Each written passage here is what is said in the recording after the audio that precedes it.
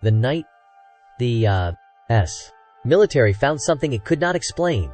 There are stories the military does not talk about, not because they are classified, but because they do not fit the rules of what reality is supposed to be. They begin as reports, turn into anomalies, and then quietly disappear into the fog of official silence. This is one of them.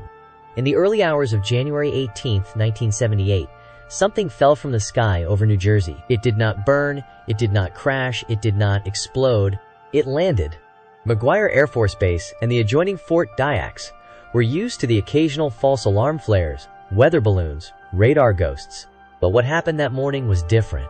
A dozen trained personnel, radar operators, security police, and air controllers would all witness something that refused to fit any known explanation. Before we begin, tell me, what time is it where you are listening from?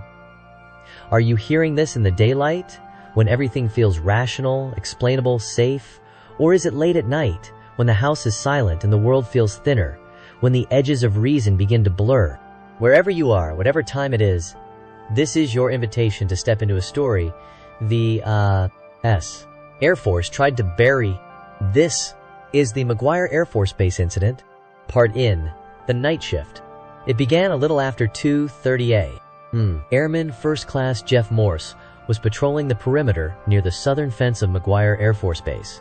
The night was clear, visibility good, the temperature around 28 degrees. Morse reported a series of strange radio transmissions coming from Fort Dix, less than a mile away. Garbled messages about a low-flying object and a security breach. Minutes later, a Fort Dix military police officer radioed in. He had been pursuing an unidentified craft that crossed restricted airspace. According to his report, the object hovered silently above his patrol car, glowing with a faint bluish light. Then something fell from it. Small, humanoid, dark against the headlights. The officer panicked, drew his sidearm, and fired 5 rounds. He believed he had hit the being. It fled, climbing over the fence line that divided Fort Dix from McGuire. The officer followed until he reached the perimeter gate, where he saw something lying motionless on the asphalt. A figure, human-shaped, but not human. He radioed in again, his voice shaking. "I think I shot one of them." Within minutes, McGuire's security alert team was dispatched. Airman Morse and Sergeant Clavin were the first to respond. They found the Fort Dix patrol car idling, lights still on. A few yards beyond, just past the fence, lay a body, small, frail, roughly 4 feet tall, with skin described as grayish and reptilian. No one spoke for a long moment. Then Morse whispered, "What the hell is that?" The body was quickly cordoned off. Photographs were taken. No one was allowed to approach, except for Base Command and Air Force Office of Special Investigations, AFOSI personnel. Within an hour, trucks arrived unmarked. No unit insignias. Men in plain dark suits oversaw the scene, ordered all film rolls confiscated, and instructed the security team to remain silent. At 5:00 a.m., the area was washed with a blue chemical foam, and the remains, whatever they were placed into a sealed metallic container. The convoy left the base before dawn. By sunrise, there was no trace of what had happened. The official log listed it as routine security breach resolved. But for the men who were there, the night did not end. Part 1. The report that never existed. Airman Morse filed a report that morning, a simple, factual description of what he had witnessed. Within hours, it was taken. He was told not to discuss it, even with other officers. His shift rotation was changed, his access revoked. 3 days later, AFOSI agents summoned him for questioning. He expected an investigation. Instead, it was an interrogation. They asked him how much he remembered, whether he had taken photographs, and if he had spoken to anyone outside the base. They warned him that the incident did not occur and that his cooperation was critical to national security. Morse later told close colleagues that one agent leaned forward and said, "You did not see a body. You saw an unauthorized target neutralization exercise. Do you understand?" He understood what they wanted, but he also knew what he saw. Over the following weeks, unusual activity swept through McGuire. Unknown personnel occupied parts of the base hangars. Helicopters came and went at odd hours. Cargo manifests were altered. Then, suddenly, silence. Everyone involved in the night patrol was reassigned or discharged within 6 months. Years later, Morse broke that silence. He contacted Major George Filer, a retired Air Force intelligence officer who had served at McGuire in the late 1970s. Filer would become the central figure in bringing this story to light. What Morse told him reignited one of the most puzzling and controversial cases in military UFO history, one that connected McGuire Air Force Base, Wright-Patterson Air Force Base, and a chain of disappearances stretching across state lines. Major George A. Filer. I had spent years inside the U.S. Air Force learning one simple rule, that there was always an explanation. Weather, radar, physics, human error, everything could be traced to something ordinary. Until 1978. When he heard what had happened at McGuire, he knew something was off. The story was spreading quietly through the ranks, too quietly for an event that allegedly involved open gunfire and a full base lockdown. Officially, there was no incident. Unofficially, too many men were whispering about a small, gray body. Filer began to dig. He called contacts still serving at McGuire, others at Fort Dix. Most refused to talk. One finally said, "Sir, whatever you heard, you do not want to go near it." They took it away before the sun came up. That was enough to push him further. He contacted a trusted friend, stationed at Wright-Patterson Air Force Base, the same facility that had once housed Project Blue Book, the U.S. government's official investigation into unidentified aerial phenomena. The voice on the other end was uneasy. The man did not deny it. He did not confirm it either. He just said, "Something arrived that morning. Biological cargo. No one touches it without clearance." Filer pressed him for details. There was a long pause. Then the voice said, "You did not hear this from me. They are treating it like Roswell." After that call, the line went dead. Days later, a message was hand-delivered to Filer's office. No envelope, no signature. The paper was military issue. Typed, not handwritten. It said only 0530 hours. Transferred to WPAFB. Category 5 Biological. No further dissemination. The initials at the bottom were indecipherable. Filer knew enough to understand what that meant. Category 5 Biological was the highest containment level for unknown organic material typically reserved for alien contagions or experimental specimens. In other words, something that was not supposed to exist. He began documenting everything he could find. Base logs, duty rosters, phone call timestamps, even weather reports. But every trail ended in the same blank space. Reports missing. Film rolls erased. Witnesses reassigned. Still, the pattern was clear. A body recovered. A rapid containment operation. A chemical wash. A sealed metallic case. And a transfer to Wright-Patterson under the cover of darkness. In his notes, Filer wrote a single line. "It is not what they found that frightens them. It is that they have found it before." Part IV. The human cost. For the men who had been there, the silence was worse than the memory. Airman Jeff Morse tried to move on. He left the service soon after and disappeared into civilian life. He did not talk about McGuire. Not for 20 years. When he finally did, his voice trembled even decades later. He described the smell of the air that morning. Metallic, sharp, unnatural. He said the foam they sprayed burned the skin if you got too close. And he said the eyes of the creature, whatever it was, did not close when they carried it away. It stared straight up until the light covered it. He told this to a small group of UFO researchers in private, then refused to speak publicly again. He said he would already been warned once that if he opened his mouth again, he would regret it. By 1980, every member of the security team that night was gone. Transferred, discharged, or vanished into administrative roles. Even the officer from Fort Dix who fired his weapon could not be located in military records. It was as if the system had folded over them like a film reel that had been edited, the frames cut clean. Major Filer refused to let it die. He began speaking carefully at conferences, using only the phrase "a security incident" at first, then later, "a recovered body." He never named McGuire publicly until years later, when the official files still failed to appear. When he was asked why he risked his credibility, he said, "Because I was there, and because silence is complicity." His tone was calm.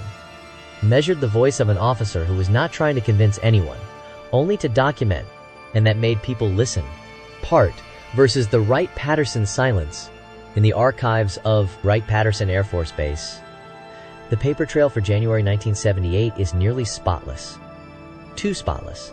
All entries for incoming classified cargo are present except for one, the 530A. Delivery log is missing. A former logistics officer, speaking decades later under anonymity, confirmed that something unusual happened that morning. He described a convoy arriving unannounced, escorted by men in unmarked uniforms. The cargo, he said, was metallic, sealed, roughly the size of a child's coffin. It was taken directly to Building 18, the same facility long rumored to store exotic materials and biological samples from unexplained recoveries. When asked what happened next, the officer simply said, "They moved it underground." In 1992, a FOIA researcher named Robert Dean attempted to locate the corresponding transport documents. He found one partially redacted, labeled Biocontainment Transfer Authorization. The signature line was blank. The origin code read MBGAFB. McGuire. That document would vanish from public record within a month. Only photocopies remain today.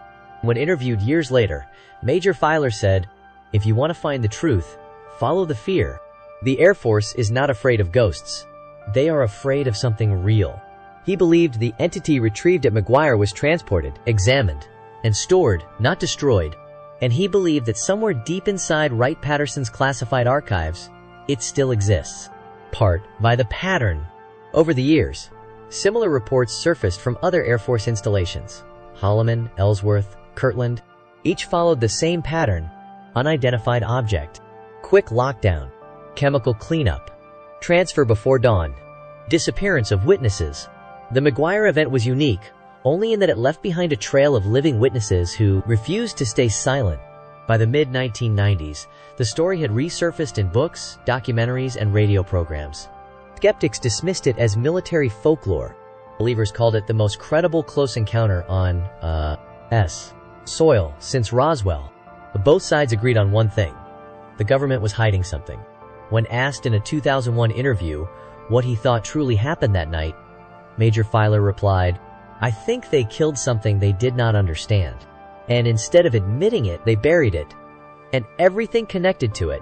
He paused, then added, "It was not the first time. It won't be the last."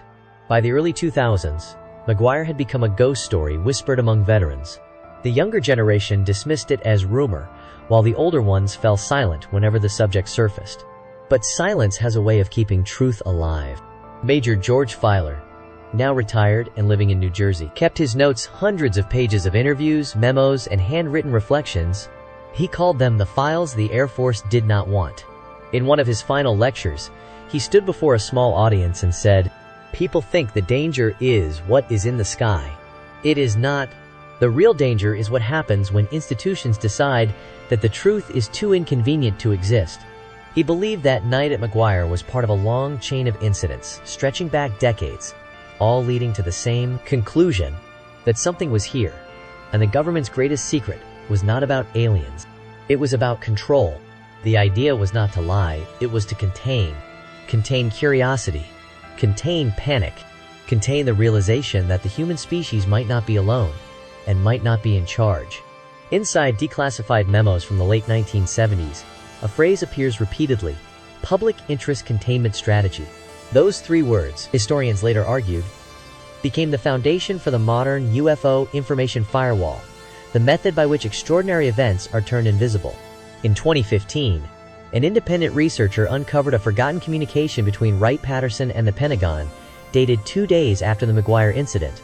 It referenced anomalous biological material under controlled analysis and requested maximum information restriction.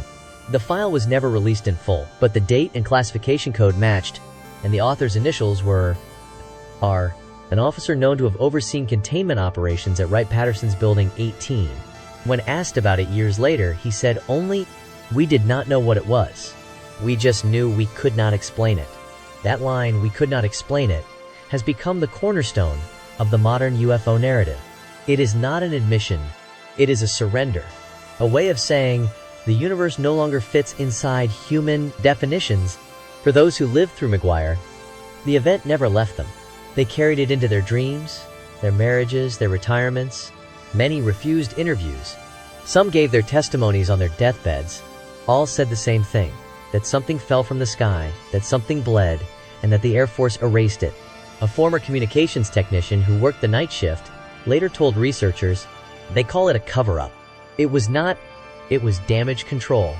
The kind of control you need when you realize you are not at the top of the food chain.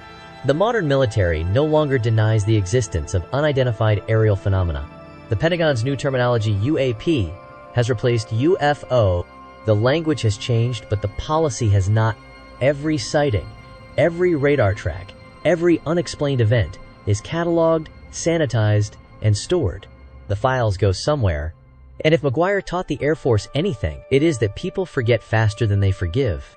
In 2023, a documentary filmmaker visited the old site near the southern fence line of McGuire Air Force Base. The area looked ordinary. Asphalt, grass, the hum of nearby equipment. But when his audio recorder was left running overnight, it captured a strange, rhythmic pulse every 61 minutes. A low hum, steady and mechanical. The same interval reported at Fort Benning. The same tone recorded decades earlier in Project Blue Book's classified files. Coincidence, maybe, but patterns do not survive coincidence. In the end, the McGuire incident remains officially unsolved, neither confirmed nor denied, existing in the same gray limbo as the thing that supposedly fell from the sky. The Air Force calls it myth. Witnesses call it truth. Historians call it missing history. But if you ask the men who were there, they will tell you something simpler. They will tell you the air changed, that for a moment the night did not belong to them, that whatever died on that runway was something that never should have been here and something we were never meant to find. Filer's final note, written before his death, contains no theories, no speculation, no anger, just one sentence. If silence has a purpose, it is to protect what we are not ready to face. The McGuire Air Force Base incident is more than a story about what happened that night. It is about the limits of knowledge and the cost of pretending those limits do not exist. It is about the kind of fear that governments can't admit, the fear of not being in control. And maybe, just maybe, it is about something still waiting somewhere deep underground, sealed in a metallic container, marked Category 5, biological, waiting for someone to remember, waiting for someone to ask again what really happened on that frozen morning in 1978. If you are hearing this now, think about the sky above you. Think about what you trust and what you are told to forget. Then ask yourself one final question. What else has fallen that we were never allowed to see?